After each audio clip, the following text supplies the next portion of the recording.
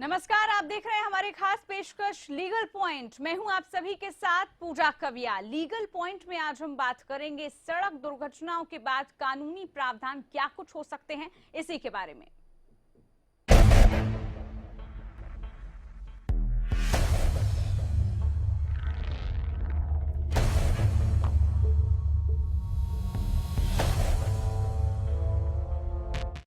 तो सड़क दुर्घटना से जुड़े कौन से कानूनी प्रावधान हो सकते हैं? दरअसल जब भी कोई सड़क दुर्घटना होती है तो हम और आप यही सोचते हैं कि हम उस शख्स की मदद करें, लेकिन उस शख्स की मदद करने से पहले हम कतराते हैं। लेकिन आज हम इस खास कार्यक्रम में आपको यही बताएंगे कि आखिरकार क्या कुछ कानूनी प्रावधान हो सकते हैं। लेकिन उससे पहले एक नजर डालिए इस खास रिपोर्ट पर।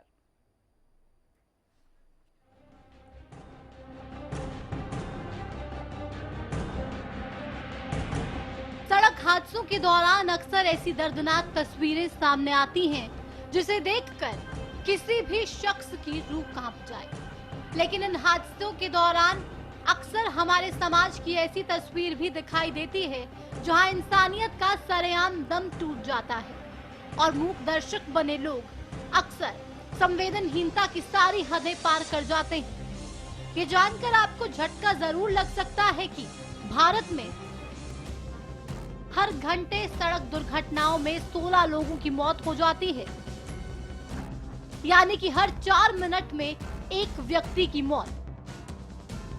भारत में 4 में से 3 लोग घायलों की मदद नहीं करते। इनमें से भी 88% लोग कानूनी पचड़े में नहीं फंसना चाहते और इसकी सबसे बड़ी वजह है पुलिस के परेशान करने वाले सवाल। सड़क दुर्घटनाओं से जुड़े कानून के बारे में कम जानकारी का होना। ऐसे में कानून की थोड़ी सी जानकारी आपकी समस्या का हल बन सकती है। सड़क दुर्घटना में आईपीसी की धारा 304A के तहत अधिकतम 2 साल की सजा और जुर्माने का प्रावधान है। बढ़ते सड़क हादसों की एक वजह राहगीरों की ओर से घायलों की मदद न करना भी है, जिसकी वजह से सुप्रीम कोर्ट ने सड़क दुर्घटना से जुड़े कुछ कानूनी प्रावधान में बदलाव किया है। तो सड़क दुर्घटना से जुड़े कानून का पूरा ब्यौरा जानेंगे हम लीगल पॉइंट में। Bureau report, Haryana news. तो भारत की स्थिति आपने देखी कि कितना ज्यादा खतरनाक यहाँ पर हो जाता है सड़क दुर्घटना, और उससे भी ज्यादा खतरनाक यहाँ पर है सड़क दुर्घटना के बाद कानूनी प्रावधान आम लोगों को ना पता होना। इसीलिए आज हम इस खास कार्यक्रम में आप लोगों को जागरूक करने की कोशिश करेंगे, ताकि अगर आप किसी की मदद करना चाहें, किसी की सहायता करना चाहें तो कर सकते हैं। और कौन कौन सी धाराओं के तहत आप कानूनी प्रावधान का सहारा ले सकते हैं वो भी हम इस कार्यक्रम में आपको बताएंगे। इस वक्त टेलीफोन लाइन पर हमारे साथ एडवोकेट अश्विनी जुड़ चुके हैं। अश्विनी जी, स्वागत है आपका इस कार्यक्रम में। धन्यवाद जी। अश्विनी जी, सबसे पहले मैं आपसे यही जानना चाहती हूँ, सड़क दुर्घटनाओं के बारे में हम भारत में जब देखते हैं तो अक्सर लोग इन लोगों की मदद करने से कतराते हैं, वजह क्या? देखिए, पहले तो इसलिए कतराते थे क्योंकि जो एक बार आदमी किसी को मदद करता है फिर पुलिस उसी मददगार को ही कहती है कि आप विटनेस बन के आइए, कोर्ट आइए, कोर्ट में आके गवाही दीजिए। तो ये सारी जितनी भी पहले काम हुआ करती थी अब वो नहीं हो। बिल्कुल, ये बहुत जरूरी है सबको बताना कि सुप्रीम कोर्ट के नए गाइडलाइंस के मुताबिक सड़क पर अगर कोई दुर्घटना होती है और कोई भी व्यक्ति अगर उस दुर्घटना में मदद देता है तो उस आदमी को अब आप किसी भी प्रकार से, ना पुलिस ना ही कोई भी और अथॉरिटी उस आदमी को किसी भी कानूनी कार्रवाई में शामिल नहीं कर सकती, उसका नाम तक नहीं ले सकती जब तक वो व्यक्ति खुद ये ना कहे कि हाँ जी मैं इसमें गवाही देने को तैयार हूं। तो ये बात बहुत जरूरी है आज अब लोगों को ये समझाना कि जो अथॉरिटीज हैं they do not have any right whatsoever to force anyone to be a witness किसी भी तरह की एक्सीडेंट में या किसी भी तरह के रोड की दुर्घटना। जी, और इसी वजह से अब जो लोग पहले कतराते थे, जो घबराते थे, मदद करने नहीं आते थे, वो सहायता कर सकते हैं ऐसे लोगों की। साथ ही अश्विनी जी, हम आपसे ये भी पूछना चाहते हैं कि धारा 304(a) क्या है और उसके तहत क्या कुछ सजा का प्रावधान है। साथ ही मैं अपने दर्शकों से भी एक अपील कर देती हूँ, अगर इससे जुड़ा कोई भी आपका सवाल है, आप कुछ पूछना चाहते हैं, आप कोई जानकारी लेना चाहते हैं, तो आप इस कार्यक्रम में जुड़ सकते हैं, हम आपको तमाम जानकारी देंगे। रवि हमारे साथ कॉलर भी जुड़ चुके हैं इस बीच। रवि जी, स्वागत है कार्यक्रम में, क्या सवाल पूछना चाहते हैं, बताइए। मैडम नमस्कार, मेरा सवाल वकील साहब से यही है कि जब हमारा एक्सीडेंट हो जाता है तो उसके बाद कानून के मतलब रिपोर्ट हम करने से इसलिए डरते हैं क्योंकि हमारे उनके बार बार चक्कर पुलिस थाने में लोग चक्कर काटने पड़ते हैं, उसके लिए हमें क्या करना चाहिए? चलिए अश्विनी जी से पूछ लेते हैं। अश्विनी जी, क्या करना चाहिए उन लोगों? मैं जैसे आपको बताया अभी, इसमें अब आपको कुछ करने की जरूरत नहीं है, क्योंकि जो अगर आप मदद करते हैं तो पुलिस या कोई भी और अथॉरिटी, कोई भी और जो अथॉरिटी होगी, जैसे पुलिस हो गया या फिर डॉक्टर्स हो गए या फिर कोई मेडिकल नीड अगर हो गया, तो आपको किसी भी तरह का कोई भी कष्ट नहीं करेंगे, ना ही आपको किसी भी प्रोसीडिंग में इन्वॉल्व करेंगे। आप बेखौफ होके आप मदद कर सकते हैं। आपसे आपका नाम तक नहीं पूछा जाएगा और आपका नाम अगर पूछा भी गया तो वो डिस्क्लोज भी नहीं कर सकते। बिल्कुल, यहाँ तक की स्ट्रिक्ट गाइडलाइंस बनाई गई है सुप्रीम कोर्ट से। बिल्कुल, और यही वजह है कि अब आप लोग आगे आ सकते हैं, जुड़ सकते हैं। साथ ही अगर आप कोई सवाल पूछना चाहें, कार्यक्रम में सीधे तौर पर जुड़ सकते हैं। टेलीफोन नंबर आप सभी की टेलीविजन स्क्रीन पर फ्लैश हो रहे हैं। जो भी जानकारी आप लेना चाहें, कार्यक्रम में जुड़िए, क्योंकि हम अक्सर सड़क दुर्घटना देखते तो हैं, लेकिन सिर्फ मूक दर्शक बनकर रह जाते हैं, सिर्फ उनको देखकर आगे बढ़ जाते हैं, मदद करने के लिए आगे नहीं आते। साथ ही अश्विनी जी, मैं आपसे धारा 304 के बारे में पूछ रही थी, उसके अंतर्गत क्या कुछ कानूनी प्रावधान है, क्या कुछ प्रक्रियाएं कानून की तरफ से आती हैं?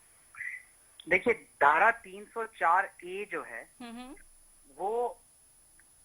वो ये कहता है कि कॉजिंग डेथ बाय नेग्लिजेंस। जी, ठीक है। उसमें ये है कि अगर किसी भी इंसान ने किसी कोई नेग्लिजेंट एक्ट करते हुए अगर उसने डेथ कॉज किया, अगर मौत हो जाती है जी, तो वो नेग्लिजेंस होता है बेसिकली। अगर मैं करना नहीं चाहता था लेकिन कोई क्रेन ऑपरेटर क्रेन चला रहा है और गलती से उसके क्रेन से जो सामान उठ रहा था वो छूट गया क्रेन से और वो गिर गया और उससे कोई किसी आदमी की मृत्यु हो गई, तो वो कॉजिंग डेथ बाय नेग्लिजेंस है। तो इसमें जो मैक्सिमम जो इम्प्रिजनमेंट है वो 2 साल की है। ठीक। 304(a) में जो मैक्सिमम इम्प्रिजनमेंट है वो सिर्फ 2 साल की ही है, क्योंकि ये बेसिकली एक होता है मर्डर कि आपने इंटेंट किया कि उसको मारेंगे, ये होता है नेग्लिजेंस की मतलब गलती हो गई, किसी से गलती हो गई और वो गलती इतनी सिवियर थी कि उससे किसी की जान चली गई। तो ये फर्क है, इसमें फर्क पड़ जाए। हाँ, ठीक, बिल्कुल। अश्विनी जी, अगर सड़क दुर्घटना हो जाती है और वो शख्स घायल हो जाता है, मुआवजे के लिए हम देखते हैं बहुत चक्कर लगाने पड़ते हैं, वो इस वजह से शायद लोगों को मालूम ही नहीं होता कि वो कैसे मुआवजे की राशि ले सकते हैं। मुआवजे जो होते हैं सड़क दुर्घटना में, ये एक ट्रिब्यूनल कॉन्स्टिट्यूट किया गया है, motor accident claims tribunal, MACT कहते हैं शॉर्ट फॉर्म में। ये ऐसा है कि हर गाड़ी की इंश्योरेंस होती है। बिल्कुल, ठीक है। तो अगर किसी भी गाड़ी से कोई घटना घटती है और अगर किसी की जान चली जाती है उसमें, तो जो क्लेमेंट्स होते हैं बेसिकली जो क्या कहते हैं, जो बाकी उसके फैमिली मेंबर्स होते हैं वो जो क्लेम तो वो मोटर व्हीकल्स क्लेम्स ट्राइब्यूनल में जाके एक एप्लीकेशन कर सकते हैं। वो उस इंश्योरेंस कंपनी जो है जिसने उस गाड़ी को इंश्योर किया था, वो इंश्योरेंस कंपनी इनको क्लेम के पैसे देगी और वो भी क्लेम्स जो है वो एक ऑलरेडी मतलब एक उसका पूरा क्या कहते हैं उसके डिटेल्स दिए हुए हैं कि किस तरह से क्लेम मिलेगा, कितना अमाउंट का क्लेम मिलेगा। अगर कोई आदमी काम करता था तो उसकी ये देखा जाएगा कि वो ऑन अ मंथली बेसिस कितने पैसे कमाता था और वो कितने साल तक काम करता था। और एक कॉलर हमारे साथ जुड़े हैं, उनसे उनका सवाल ले लेते हैं, आगे चर्चा करते रहेंगे। जसवंत हमारे साथ जुड़े हैं पानीपत से। जसवंत जी, क्या पूछना चाहते हैं, बताइए। मैं ये पूछना चाहता हूँ जी, जैसे एक्सीडेंट वगैरह हो जाता है, किसी की मदद करे तो जैसे कोई दिक्कत तो नहीं होती? बाद में कई बार ऐसा होता है कि कोई भी पुलिस वाले चक्कर कटवाते हैं कि हाँ यहाँ आपको आना पड़ेगा, ये ऐसे करना पड़ेगा। चलिए अश्विनी जी, वही सवाल इनका, लोग डरते हैं मदद करने से, कहीं पुलिस के चक्कर ना काटने पड़े, कानूनी प्रक्रियाएं सामने ना आ जाएं। और आप ये देखिए कि हर आदमी का इस पर्टिकुलर सब्जेक्ट पर एक ही सवाल है कि मदद हर आदमी करना चाहता है, बिल्कुल, लेकिन मदद इसलिए नहीं करता है क्योंकि उसके दिमाग में ये डर है कि पुलिस उसको बाद में बुलाएगी, और पुलिस एक बार नहीं बार बार बुलाएगी, कोर्ट बुलाया जाएगा, कोर्ट में नहीं जाएंगे तो उनके अगेंस्ट समन इशू किया जाएगा, वारंट इशू किया जाएगा, अरेस्ट किया जाएगा। तो इस डर से लोग जो सड़क दुर्घटना में मदद नहीं करते हैं। और आप ये देखिए कि जितने लोग सवाल पूछ रहे हैं सबके दिमाग में एक ही सवाल है कि मैं मदद करना चाहता हूं लेकिन मैं फंसूंगा तो नहीं, डर की वजह से नहीं कर पाते। तो यही बताना बहुत जरूरी है अब कि ये अब किसी को भी किसी तरह का कष्ट नहीं होगा अगर वो मदद करता है। बिल्कुल, कृष्णदीप भी इस बीच हमारे साथ जुड़े हुए हैं। कृष्णदीप जी, आप क्या पूछना चाहते हैं? मैडम नमस्कार जी नमस्कार। मैं ये पूछना चाहता हूँ मैडम, चलो ये तो एक्सीडेंट हो गए, जैसे दिल्ली में कल एक कार वाले ने एक व्यक्ति को कुचल दिया, उसकी बहन ने खुद जाकर सबूत ढूंढे, ये पुलिस का काम है या उसका काम है? ऐसे तो न्याय मिलता नहीं। ऐसे सड़क में कई गुंडे चलते हैं जो कुचल जाते हैं, उनके लिए क्या कानून है? फिर उनके बाहर से खुद लड़ते हैं आकर भी हमारा बच्चा तो गाड़ी चलाएगा क्या? अगर पुलिस तक उनकी अप्रोच है, सब जगह उनकी अप्रोच है, तो अश्विनी जी, ऐसे हालातों में क्या करना चाहिए? अगर ऐसे हालात सामने हो तो कहाँ से मदद की उम्मीद की जा सकती है? देखिए, मदद की उम्मीद तो हमेशा पुलिस से की जाती है। मैं ये नहीं मानता हूँ कि अप्रोच होती है पुलिस में कोई, ठीक है, कहने के लिए आज के जमाने में लोग ये जरूर कहते हैं कि पुलिस में मेरी अप्रोच है या मिनिस्ट्री में मेरी अप्रोच है, लेकिन ऐसा कोई चीज होता नहीं है। अगर आप पुलिस में एक अपना कंप्लेंट दीजिएगा कि ऐसी बात हुई है तो पुलिस जरूर अपना काम करती है। और ये मैं इस बात को गलत मानता हूँ कि पुलिस इन्वेस्टिगेशन नहीं करती। पुलिस मैं अपनी एक्सपीरियंस में मैं देखता हूँ कि पुलिस बहुत ही बाकायदा इन्वेस्टिगेशन करती है। और कुछ जैसे अब इन भाई साहब ने बताया कि दिल्ली में जो इंसिडेंट हुआ था, तो यहाँ पर अब हमने देखा कि एक वीडियो आ गई, एक सीसीटीवी फुटेज आई। तो सीसीटीवी एक ऐसी चीज है जो हर जगह हर एक्सीडेंट में अवेलेबल नहीं है, और सबूत के तौर पर वो काफी अहम चीज भी हो जाती है। सबूत के तौर में इस पर्टिकुलर केस में वो सीसीटीवी फुटेज अवेलेबल है, तो उसको यूज किया जा रहा है। लेकिन ऐसे 10 में से एक भी ऐसा एक ही होता होगा ऐसा कहीं इंसिडेंट जहाँ पे सीसीटीवी अवेलेबल होते हैं, क्योंकि सीसीटीवी हमारे देश में इतना फ्रीली अवेलेबल नहीं, बिल्कुल है ना। तो इसमें क्या है कि अब जैसे इनकी सिस्टर ने कहा गया है कि इनकी सिस्टर ने सारी इन्वेस्टिगेशन की है।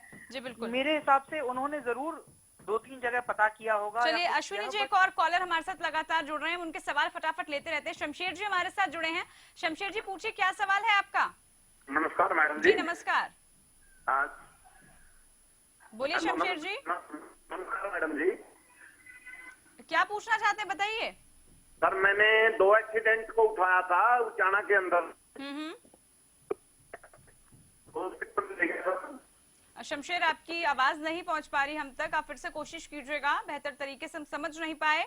बाकी के कॉलर जुड़ सकते हैं, जो भी आपके जहन में सवाल चल रहा है पूछ सकते हैं आप लोग हमसे, और उसका जवाब हमारे साथ एडवोकेट अश्विनी जुड़े हुए हैं वो हमें देंगे। एक और हमारे साथ कॉलर जुड़े हैं, दलेर सिंह हमारे साथ जुड़े हैं। बोलिए दलेर सिंह जी, आपका क्या सवाल है? चलिए, दलेर से संपर्क यहाँ पर नहीं हुआ, फिर से कोशिश कीजिएगा, कार्यक्रम में जरूर जुड़िएगा। जो भी आपके जहन में है आप बताइएगा जरूर हमें, ताकि हम आप लोगों को जागरूक कर सके। अश्विनी जी, आप हमें बता रहे थे कि किस तरह से कौन कौन सी धाराएं हैं, कानूनी प्रावधान क्या कुछ हैं, साथ ही कैसे हम अहम चीजें कर सकते हैं और उसके बाद ही लोगों की मदद के लिए हम सब लोग आगे आ सकते हैं। अश्विनी जी हमारे साथ लगातार जुड़े हुए हैं, आप दर्शक भी इस कार्यक्रम में जुड़ते रहें। जो भी आपके जहन में सवाल चल रहा है वो जरूर हमसे पूछें। हम मिलते हैं आपसे एक ब्रेक के बाद।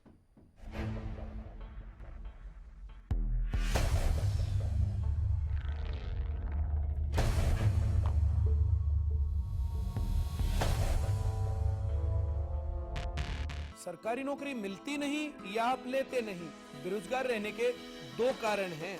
या तो आप कोशिश नहीं कर रहे या आपकी दिशा गलत है। सरकारी नौकरी कैसे पाई जा सकती है, देखिए हमारा खास कार्यक्रम कैसे पाएं सरकारी नौकरी, हर रोज दोपहर 2:30 बजे।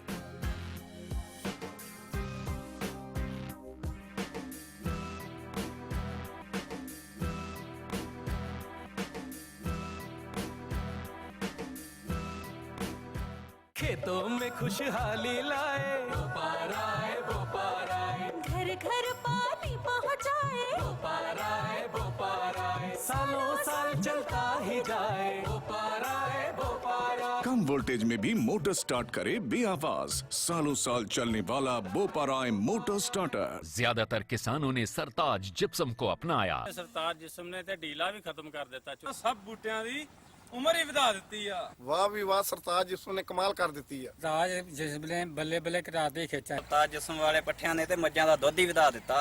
सरताज जिप्सम नेचुरल इंपोर्टेड सल्फर व कैल्शियम से युक्त। It's always you taking me through. I say the same old thing with you by my side. ये क्या हो रहा है? अगर कपड़े मैंने ही गंदे किए तो मैं ही धोऊंगा ना। मेरी वजह से आपकी सौफात क्यों खराब हो? वेल मिस्टर खुद्दार, कपड़े तो साफ हो गए और आपकी सॉफ्ट सॉफ्ट हाथ अभी भी सॉफ्ट है। मैं भी ना यूं ही टेंशन लेता हूँ। लो इसे भी आप साफ कर दो। कपड़े कलर्ड हो या व्हाइट, स्टेन्स की छुट्टी पक्की। कपड़े और हाथ वुश करे खुश। स्वाद कर दे दीवाना श्रीनंदन, सेहत का है खजाना श्रीनंदन, शुद्धता का है पैमाना श्रीनंदन शुद्ध घी। भरपूर सेहत, भरपूर स्वाद। श्रीनंदन शुद्ध देसी घी। श्रीनंदन। सिरसा में अब खत्म हुआ अंतर्राष्ट्रीय स्तर की शिक्षा का इंतजार। MDLR ग्रुप लेकर आए हैं MDK इंटरनेशनल स्कूल। हरियाणा के हरित क्षेत्र सिरसा में विश्व स्तरीय शिक्षा की खास पहचान। MDK international school Cambridge university London से जुड़े सिरसा के इस पहले रेसिडेंशियल कम डे बोर्डिंग स्कूल के डायरेक्टर हैं कैम्ब्रिज एग्जाम्स के आकलनकर्ता मिस्टर लॉरेंस फ्रे। विश्व स्तरीय शिक्षा के साथ MDK स्कूल में है एयर कंडीशन कैंपस और दूसरी आधुनिक जरूरी सुविधाएं, पुस्तकों से परिपूर्ण लाइब्रेरी और एक स्पेशियस कैफेटेरिया जिसमें बच्चों के लिए मिलेगा हेल्दी खाना। MDK इंटरनेशनल स्कूल की विश्व स्तरीय खेल एवं अन्य सुविधाएं आपके बच्चों का स्वास्थ्य एवं चहुमुखी विकास सुनिश्चित करती हैं। तारकेश्वरम धाम के नजदीक रानिया रोड सिरसा में। अधिक जानकारी के लिए संपर्क करें।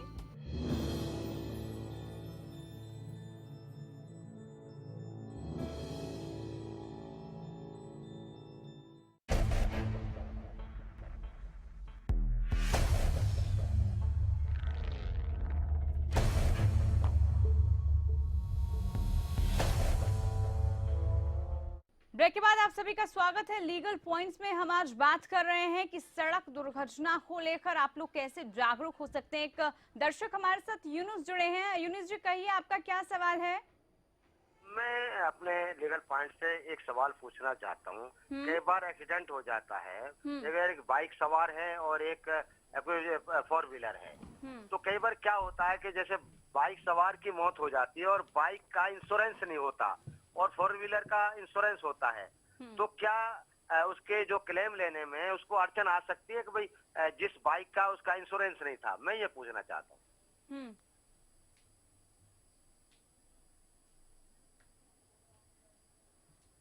तो बता दें आपको, लीगल पॉइंट में आज हम सड़क दुर्घटनाओं से जुड़े कानूनी प्रावधान के बारे में बात कर रहे हैं और जो घायल हैं, घायलों की मदद के लिए आप कैसे बेखौफ मदद कर सकते हैं वो भी हम आपसे जान रहे हैं। किस तरह से दुर्घटना के शिकार लोग मुआवजा पा सकते हैं वो हम आपसे पूछने की कोशिश आज कर रहे हैं। और इस दौरान अगर आपका कोई सवाल है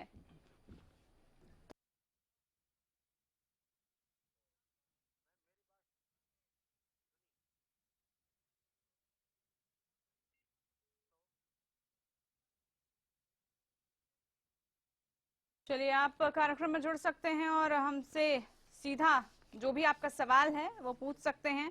हमारे साथ एडवोकेट राकेश जी जुड़ चुके हैं। आपका जो भी सवाल है आप इनसे पूछ सकते हैं और अगर इस दौरान अगर आपकी क्वेरी है वो भी आप हमसे जुड़ के पूछ सकते हैं। कॉलर हमारे साथ मुकेश जुड़े हैं। मुकेश जी बताइए क्या सवाल है आपका, पूछिए।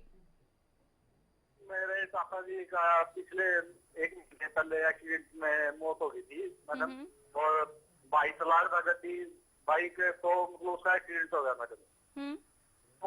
तो मैडम उसके बारे में बताओ, क्या धरना वगैरह मतलब किस तरह मिलेगा उसको? मुआवजा वगैरह कैसे मिल सकता है राकेश जी ऐसे लोगों को?